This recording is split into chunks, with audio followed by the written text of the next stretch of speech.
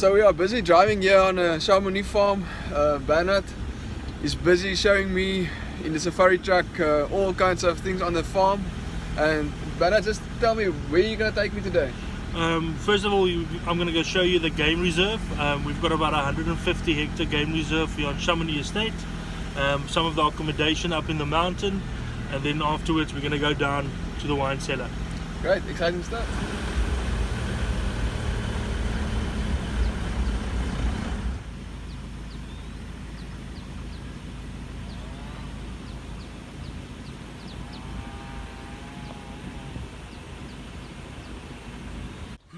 Hi everyone, Jasper Basson here, founder of Dryk Holdings and the financial director of Lead Optimizers.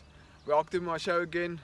We will talk about morning rituals, daily habits with my friend Bernard Dewey, and he will walk us through the whole farm at Chamonix in Franschhoek, and they do various activities here: safari, accommodation, and even obviously wine.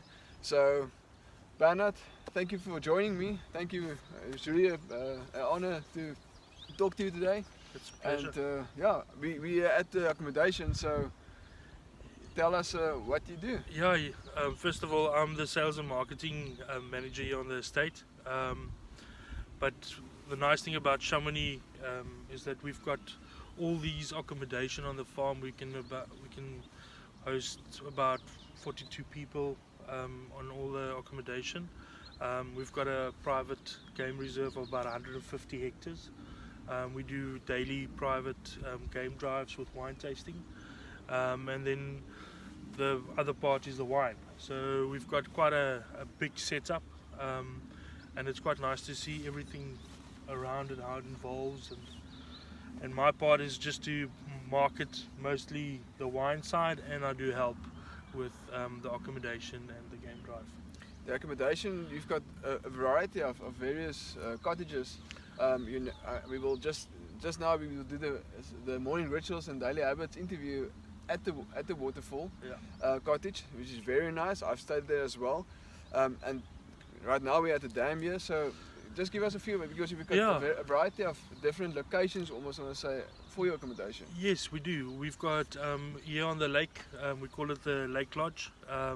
We've got accommodation for about 14 people. We've got two cottages, the Leopard and Bontebok, which is on top of one another, with the most beautiful view from the top. And we've got here on the Lake Lodge, I think it's Lake Lodge 1, it's a family room, so it is a nice breakaway for a whole family. Bring the kids, the grandmother and grandparents along, and there's enough space for them to stay here. Outside braai area, so there's no better place to have a nice braai next to a lake or dam and enjoy it. And then we've got further, when we're going to go further up later on, we're going to go to the main lodge, the Marco Polo Lodge, which got 5 suites. And then we've got another big house called Lynx, which sleeps 7 people. Again, a nice big family room. And then the Waterfall Lodge, where we normally call the honeymoon suite. It's normally people that want to get away from everything. No TVs, no Wi-Fi. It takes you back to your old childhood, where there was none of these technology stuff, and the kids and the people love it. And just behind the lodge or the cottage, the most beautiful waterfall that runs 365 days. Even with this drought, it was running. So yeah, it's amazing. I don't think there's any other farm like this in South Africa. Okay, most definitely. Well, take me to the lodge and let's see. Yeah, let's do that. So Bernard brought me to the lodge now, and we oversee quite a few various animals here. So while we're at the lodge, I think you can just give us an indication of what kind of wild animals you do host here at the farm. At the moment, we've got about 102 to 103 animals here. Springbuck, ostrich, zebra, swart wildebeest and eland. In the last 3 weeks there were 2 baby elands born. So yeah, the family is growing every year, so we're very happy with that. And the whole reason why this was built is the owner always wanted his own private game reserve. He built this house in 2013, the Marco Polo Lodge, which sleeps about. It's got 5 rooms in it, 2 executive rooms, and then just 2 nice luxury rooms. And then there's a little loft apartment here at the top here as well. And then just on the outside, there's another private little place called Harida, which is like a little private braai area for yourself. So yeah, it's one of those beautiful things where you sit here from your room. You can see the animals walking around at the bottom of the lodge. You can go for wine. You can go eat at the restaurants in town. So we really hope that we've got the whole package for clients that do visit Franschhoek. Tell me about your safari trips, and you recently also told me about helicopter trips. So tell me about the safari trips. Yeah, so we do 2 safari trips a day, at 11 o'clock and then at 1 o'clock. So, and with that we can arrange for a helicopter flip. There's a company that's doing that all for us. We're going to start from next week. So the helicopter will be parked here at Chamonix. So you'll first do your helicopter flip, and then you do your safari drive with wine afterwards. So it's all included package, and the prices are very good. I can give you, I'm not sure what the new prices will be for the season, but I'll get that through to you as well.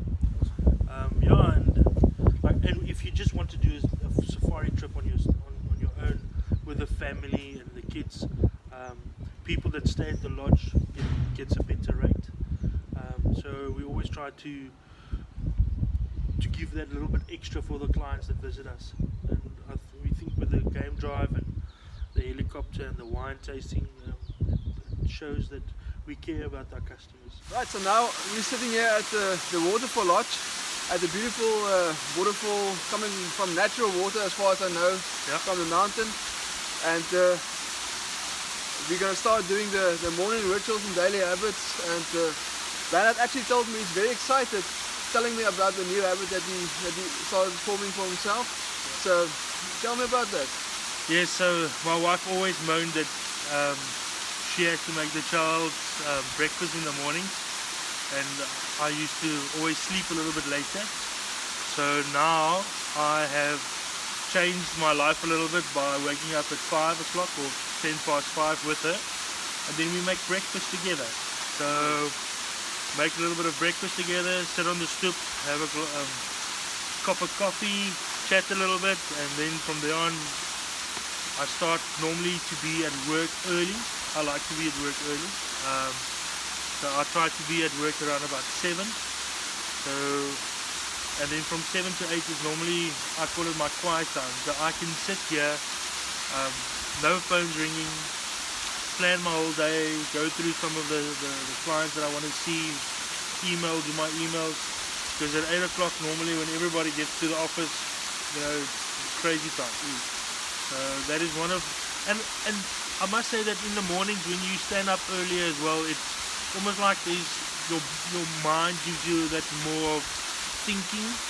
It's almost like there's time to think twice about certain things. And even especially this morning, as I was like just before 6, opened my diary and I read a few of the verses down at the bottom, and I thought to myself, it's so true that all what we do is we're running all at the same goal. At the end of the day, if you just sit back and look at it, it opens up your eyes and you understand it much clearer than what you're trying to do. Yes. So yeah, I'm trying to lose a little bit of weight. So in the morning early start with a nice smoothie is always a good thing for us now. Yes, so yeah, we're looking forward to the new ritual that we're doing in the morning at the house. Awesome. Well, like I said to you just now as well, some guy also reported to me he's never been able to wake up early, also started to wake up early. And this is just a way that you set up your day going forward. So it's the same day, but this is a different way that you set it up. And this is a different mindset going into that day. Yeah, and for me, because I'm on the road most of the time or traveling on seeing clients, if I'm overseas, I'm up at 5 or 6 o'clock in the morning. So then I normally go for a walk.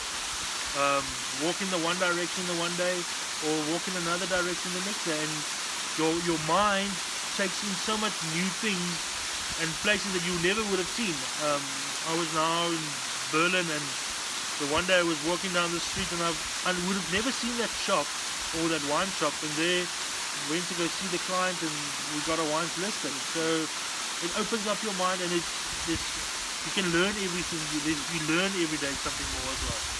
That's what I like. Being in sales, any tips for entrepreneurs that's in sales, and any person, any entrepreneur is really into sales? Any great tips for entrepreneur that they need to sell themselves? Always be on time. Rather early than late. Number one. For me, I hate when people are late. That's why if I've got an appointment 9 o'clock in Cape Town, I leave my house at say 5:45, because anything can happen with the traffic. I know it sounds silly, but unfortunately that's what you have to do. Secondly, the wine industry is very tough at the moment. To give you an idea, driving into Franschhoek from the Klappensternhof to Franschhoek, every 2 kilometers there's a wine farm on your left hand side or on your right hand side. So it is a tough market, but you need to be yourself. Do not try and change yourself. I always try and, the way you see me today, that's how I'm going to be tomorrow. Do not go and try and be somebody that you're not. I always joke, and I tell my son, if you're not first, you last. In our industry, unfortunately, it works that way. If you're not first at a new client or new hotel that's opening or a new restaurant, you're not going to get on the list. So you have to be there first, because the client appreciates it, and be on time. And for young entrepreneurs and in sales especially, it's very important. Don't try and sell the guy on the first meeting something. Rather build up the relationship, because if you don't build up that relationship, go see maybe 2-3 times. After that, the guy will say, listen here, he's really putting an effort in to come and see me, and he'll make sure that he will buy something from you. I promise you, 99% of the clients that I follow up, sometimes they don't buy the first time. Maybe the second time they say, okay, I will list maybe one wine. The third time, you're on such a good base that you can phone him and say, can I come and see you? I've got a new wine. And then the guy comes saying, oh yes, why not? And it's a step. You can't just jump into the industry and say, oh, I'm going to sell so much wine. It doesn't work that way. People buy from people. And with our industry at the moment, where it's very price sensitive with the way things are going, Chamonix, we only make expensive wine. We've got a very great range, but it is more for the more expensive people that like expensive wine. So it's a different market, but we do have some, I won't say entry level, but more lifestyle wines, which is great. And you have to definitely go and make sure you know your client. It's like I can't go sell Chamonix at a restaurant that are selling food for 50 rand. It's not going to work. Export wine. Yeah. So it's not. You need to know your client. If you know your client, you know what to do. Now, I think you touched two very important aspects of being in business, is creating a relationship. I think that's it's a very important aspect of being in business, is creating that relationship. Life is all about electronics these days, and being online, and it's a great tool.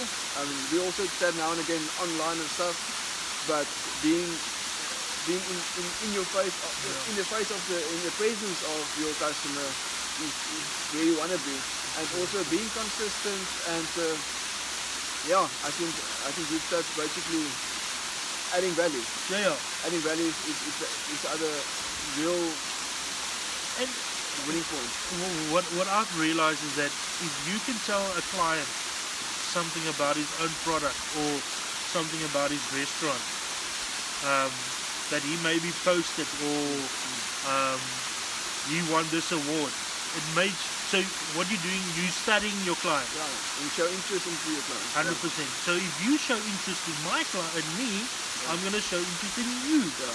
So, and that's where it comes with following up. And yeah, there's so many small things. We always go to all these seminars and you listen to, oh, you have to do this, you have to do that. At the end of the day, the main thing is be on time, be yourself first of all, speak to the client, follow up with the client, and build a relationship. It's almost like we're going back to the old school. I was just going to say, it's old school stuff. Old school stuff. That still works. Still works. And whatever will work forever. Forever. The extra, I know that the new modern era is people are buying online. That is a bonus. Yeah. It's if people buy your wine online from you, great. It's a sale that's coming for free. But the old style is still people want to see you, talk to you, and then they buy from you. Now tell me any specific books that you've read that can really, especially entrepreneur related, that you can advise to the listeners. To be honest with you, I only read a lot of wine books. So for wine, because I like wine and I really enjoy my wine. So I just got this one book called Wine Foley, and it gives you a little bit more of a depth of certain wines and certain characters that it gives. And I'm really into this now. It's like every night when I get home, I go through it and it's like I read something and I'm like, oh, that's amazing. So Wine Foley for me, it's because in South Africa we only put to the perspective of certain cultivars, where this book gives you the whole range. And I'm trying to broaden that, and that is helping me quite a lot. So yeah, and they've got a website and a nice Facebook chat form, and you always laugh how they do it. So it's quite nice. Yeah. Thank you for your time here. Pleasure. I'm really excited to go to the cellar and look at some of the wines and show us the wine cellar. Wonderful. Yes, So you can see we've got all these black fungus growing on the top of the cellar. We spray a special fungus that takes away all the alcohol fumes in the maturation cellar. At the moment we are waiting for new barrels to arrive, and each and every barrel gets checked, tasted by our winemaker Tinus Neethling. So it's quite a job and a half. And we like to buy certain barrels only for the estate. And we like the Icon range, which is one of our top barrels that we like to buy. And then Tina's got some sorry ones as well. And then we've got these few that stand here are quite very unique. Each and every wine in these 5 or 6 barrels will taste exactly the same. The trees are 100 meters from one another, and when they make these barrels, they use only those trees. So when you put wine in them, the barrels will taste exactly the same. Where with other barrels, each barrel tastes different. So it's quite a unique barrel, but it costs a lot of money. Last year they only produced, I think, 89 of them, and we were lucky to get 4. So it's quite unique. Now we can go taste some wines.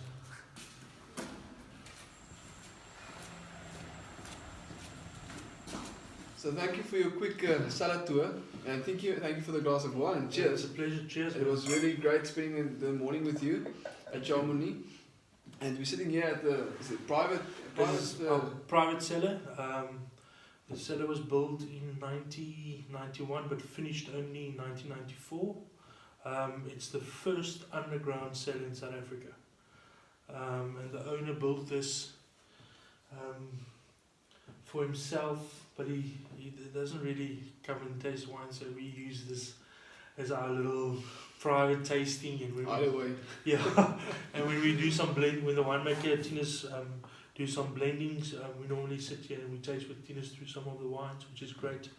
And it gives us a little bit of more feedback on what he's doing as well, and it's more about excitement than anything else, because you taste and you think, oh, you can't wait for next year to sell the wine. So yeah, it's great to always sit here and you look at all these bottles of wines and think, yo, maybe that one next time or that one next time. So tell me about your wines. Give me an indication of all the various. Yeah, we've got quite a nice big range. We've got 11 wines on the estate that we are selling. We've got a Sauvignon Blanc, and then we've got a Bordeaux White, a Reserve. We call it the Reserve White, which is a blend of Sauvignon Semillon. And then we've got 3 Chardonnays. I think in South Africa, there's not a lot of farms that produce 3 different Chardonnays at an estate. We've got an unoaked Chard, wooded Chardonnay, and then a Chardonnay Reserve.